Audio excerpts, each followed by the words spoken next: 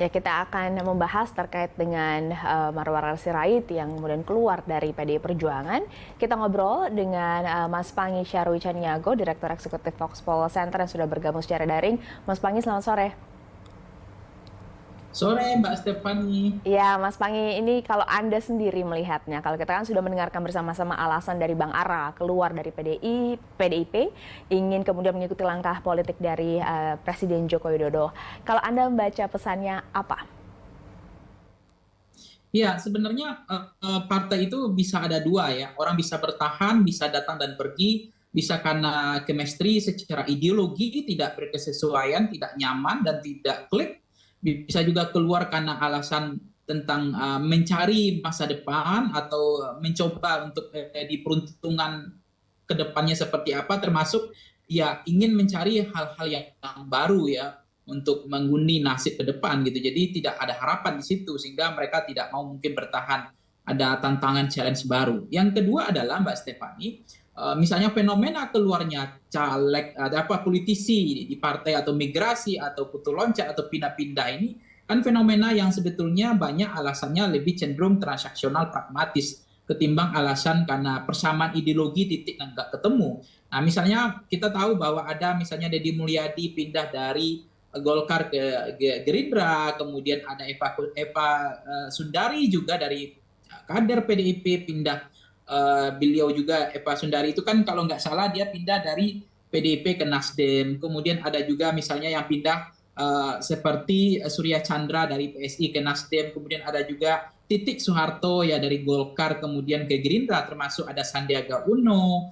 termasuk ada Budiman Sujatmiko, tetapi belum menentukan labuhan politiknya kemana, termasuk Kang Ara dan ini. Jadi ini fenomena yang biasa di dalam politik, tetapi ini menjadi luar biasa, menjadi gelembung yang cukup hentakannya bising di media ketika Ara mengatakan konteksnya adalah saya keluar dari PDIP karena saya ingin mengikuti langkah politiknya Pak Jokowi. Karena wong cilik atau ideologi PDIP itu ada pada Pak Jokowi. Nah itu yang membuat besar, itu yang membuat menarik dan kemudian banyak diikuti ada show force politik lain gitu. Misalnya ada diikuti langkah politik Ara banyak yang kemudian mengundurkan diri, ada rombongan-rombongan gerombolan yang kemudian mengatakan juga keluar dari PDIP bareng-bareng seperti di kasus dia mana saya nggak tahu tadi di Ciselangka ya, di mana mereka mundur bersama-sama gitu.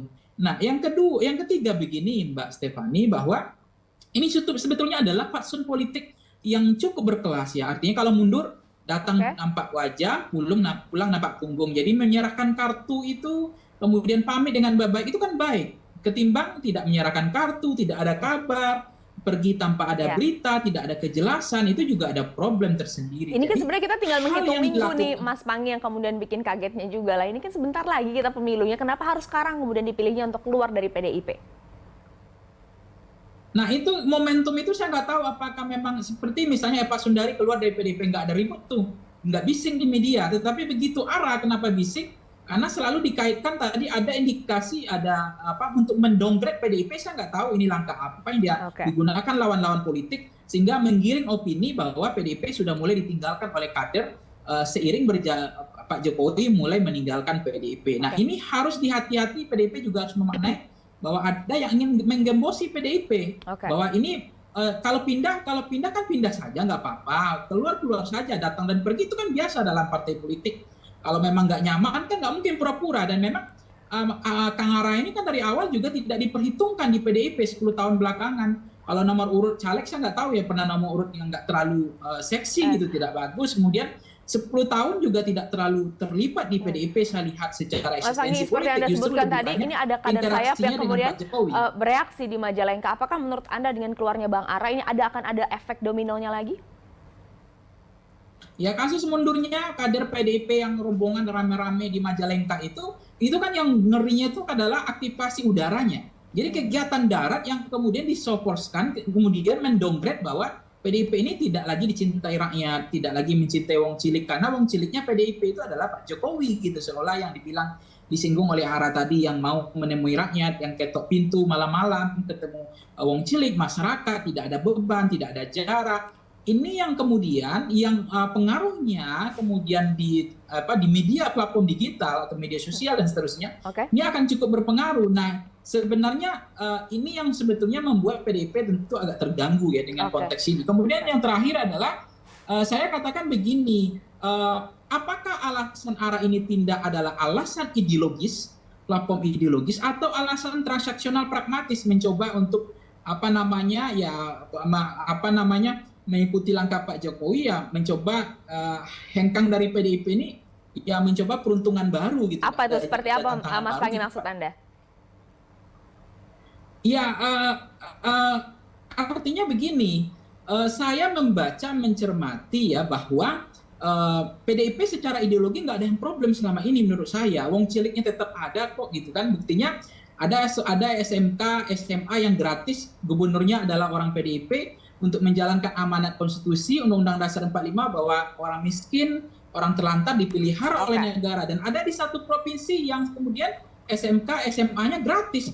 Itu kan sebetulnya mereka tetap menjalankan prinsip amanat dari undang-undang konstitusi kita. Jadi ideologinya masih ada. Kemudian ada timnas Israel yang kemudian tidak bisa main karena itu tidak berani PDIP mengambil keputusan yang kritis, yang itu tidak populis, yang merugikan PDIP. Tapi demi menjaga ideologi, menjaga Pancasila dan amanat undang-undang kita bahwa penjajahan tidak boleh di atas muka bumi. Nah, PDIP sangat konsisten menjaga itu. Jadi saya mencermati ada bau amisnya adalah ya ini hanya untuk mencoba peruntungan baru gitu.